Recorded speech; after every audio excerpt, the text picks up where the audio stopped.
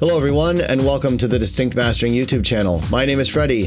Today we're going to be talking about a brand new plugin that I got hit up by Sample Logic to make this video on. This is not a paid promotional video.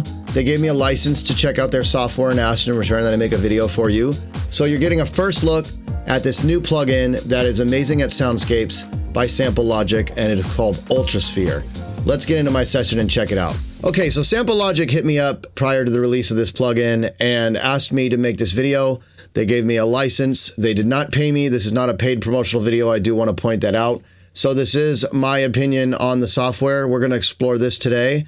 I did glance at the manual just now and have been playing with it for a few minutes, and it is pretty cool. So first of all, when you load the plugin, this is the default state, and I have the default preset loaded in, and it's really amazing at creating soundscapes. Let me just go ahead and play you. I just have middle C playing here as a loop.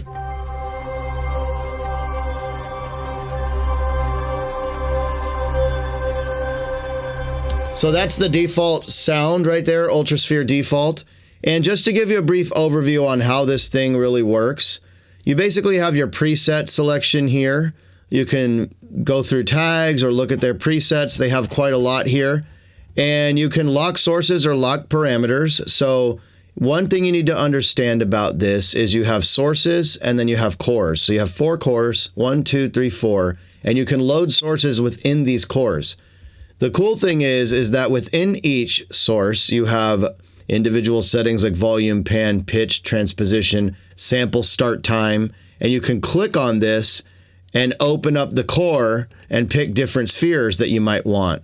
You can also click here under each core to get into more details, including the envelopes, filter envelopes, effects like tremolo, vibrato, unison, and just a lot more controls. You have effect sends here, you have an EQ, and you can also hit this range button to limit the note ranges that you want for this sphere or source to start with. You have a mute and solo button for each core. So this is what you're looking at the top is the core selections and the mute solos. You have each core right here. And then in the middle, you have the Ultra engine where most of the magic happens. As you can see from here, you have different options to select your modulation paths. You can record your movements. The first one is just a basic XY. There's a humanize knob. You can go from a circle, a square, star. There's so many different things in here. It's pretty crazy to me. And as you can see, I can select different presets here. These look like they've been pre-recorded presets. So if I play this, you can see that it's moving and it's basically doing an XY among all of those different sources. So pretty crazy. You can clear the path, you can hit retrigger. Lots of things going on in here, I must admit. It is a little overwhelming when you first are wrapping your head around it, but it's pretty easy to understand. I figured it out pretty quickly here. Down below, you have basically frequency band limitations. So you can limit the frequency spectrum of each source by using these little slider bars here. And then you also have the option to change the engine from the XY to modulation sources, sequencer, and then you have your effects panel here. So this allows you to modulate various things. I haven't played with this much yet, but this is a basic overview of the UltraSPHERE. Now, a couple cool things that I do want to mention before we listen to some of these presets and go through some of it. There's a little randomize button here, and you can hit the randomization. So you could either do a preset randomization or just randomize one core. I want to touch back on the lock button because, you know, if you lock the source, that'll just lock the sources as you're flipping through presets. So the presets, effects, and all of the other parameters will change. Or you can lock the parameters so the parameters stay the same, but the sources change. So now that you have like an understanding of the overview of this, and you have your resonances here where you can control each source's resonant filter. And then you have just a basic keyboard down here. And last but not least, you have your master volume and you have your settings here. So you can change the zoom, you can change lots of different things in here, pitch wheel amount. And you also have this humanize module here where if you look in here, you can hit this reset button to reset everything, but there it looks like there's a saturation, left, right delay, stereo width modulation, oscillator drift, and then different variations. So I'm assuming when you play with some of these knobs, you're kind of getting a more humanized feel. Very interesting. So let's check out some of these presets and get into this. I'm just going to hit play here. We've got the default right now. And as I'm going through,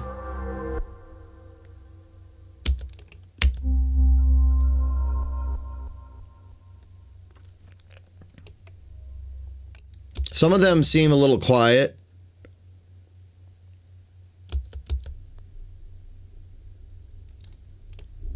They're just really low. You know, this is supposed to be soundscapes, so movie trailers, things like that.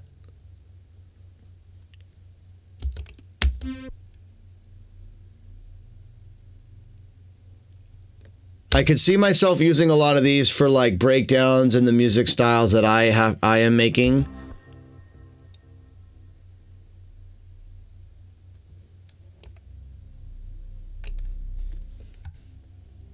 Some of them just seem really low. You may not even be able to hear that the bass is just so low.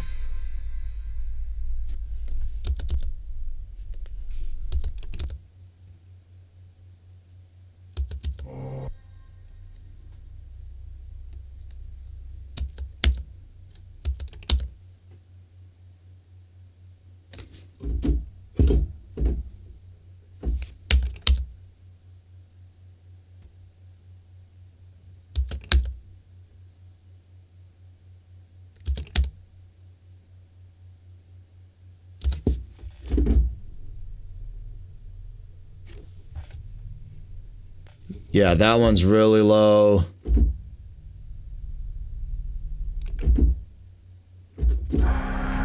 There's one.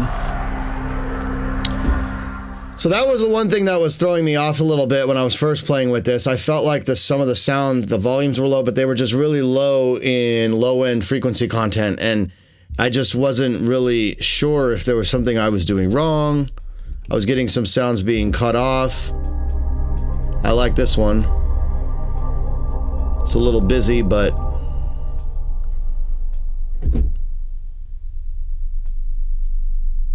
and I'm noticing after, if you strike the keys and then you strike it again, I'm not getting the same sound. That could be user error on my part. See, this one did. It worked perfectly fine. So there must be some type of modulation affecting something that I haven't figured out yet. This is cool. Let's play with this. Now see, this now it's not starting over, so is it a retrigger? No, I'm not sure. Let's try this. There it goes. And then it stopped again. So I'm not sure why it's doing that. I guess I haven't figured out how to completely use it. This one's really low. You may not be able to hear that. And see, this one just got cut off. That must be some type of envelope modulation that's affecting that. And then I can't get that to play again. So what I'm going to do is I'm going to go back to the default because it seemed to be pretty steady. Let's play this. And what's cool here is I can actually adjust a lot of parameters. So for example, I could push this sample start up. I could go into, say, source 2 and play with the preset. So now I just changed that one preset. Let's try some of these humanize. Interesting. So left-right delay, stereo width modulation.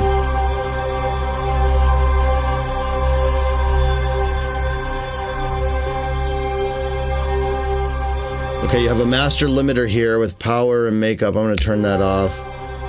Yeah, I see that. Maybe this is what's causing some of the volume changes. I'm not sure yet. Interesting. So let's reset that. Now, if I were to record something here,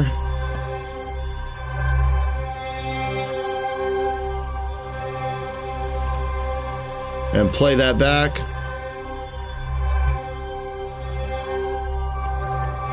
That's crazy.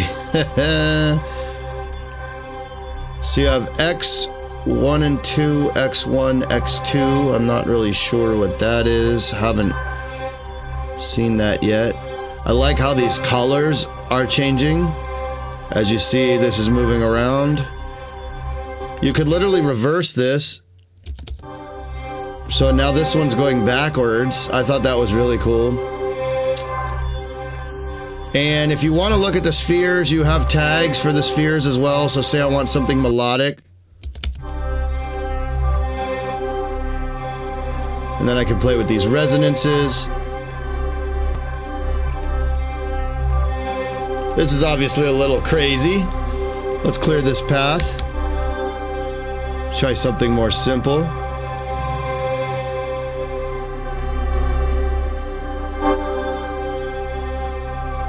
Super cool. Now, I haven't seen like a global parameter setting. I'm not sure if you can adjust all the cores at once. Let's say I wanted to adjust the filter envelope of all of them. That's not even turned on. There it goes. And then you have some meters here too I didn't mention before. You have an oscilloscope, you have genometer, a spectrogram.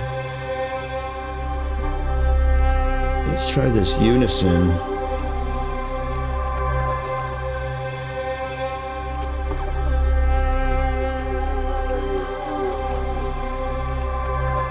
Oh, they got some presets right here. Interesting.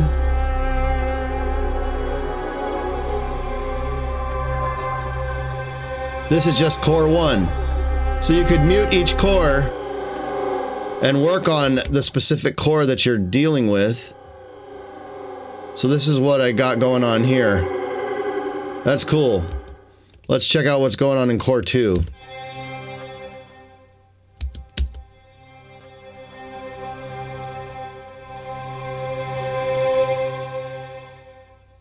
So this is a shorter sound. Core 3.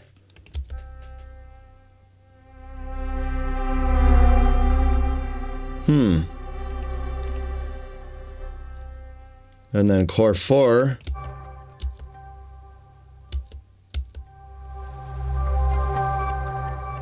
I like that. That's cool.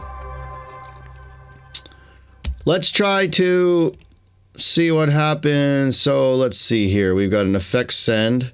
Send number 1. So you got 4 effect sends here. So this is now set to compressor. So if I was to do a ping pong delay,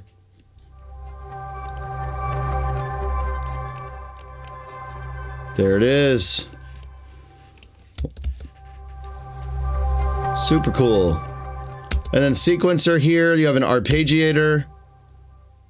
Not sure how this works yet. Let's see if we can.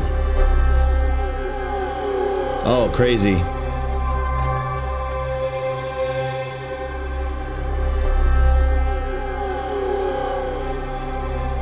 Pretty cool. There's a chords tab here. Wow.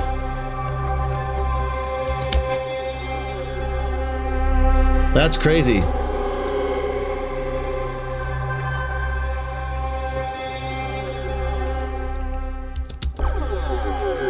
I love that right there. That's got to be the XY.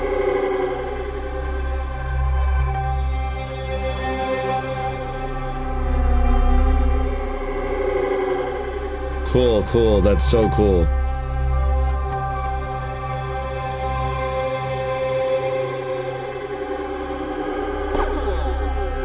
That's awesome. Lastly, I do want to mention that you can right-click on any of these parameters and learn MIDI or assign MIDI CC, and then you could control any of these knobs from your MIDI controller. So that is super cool. So yeah, thank you Sample Logic for letting me check out this plugin. This is a very cool little soundscapes plugin. I will definitely be trying to throw some of this into my productions. And you know what I think this could be very useful for is just sound design days, just literally hitting record and playing around. And you know what else I think this could be good for is sound design days. I think if you just kind of hit record and play around or assign anything to MIDI CC, you can literally just have fun and chop up bits and pieces for use in your sample libraries or productions. So once again, this was a video made for Sample Logic. They asked me to do this. They did not pay me for this video, so this is my own opinion. I did get a license prior to the release of this software, so thank you so much for that. If you have any questions, please shoot me a comment down below and I'll do my best to answer them. And in the meantime, if you found this video helpful, please do hit the like button, subscribe to my channel, and that bell notification will keep you up to date. It helps me to make future videos. Thanks again for watching, and I will catch you on the next one. Peace.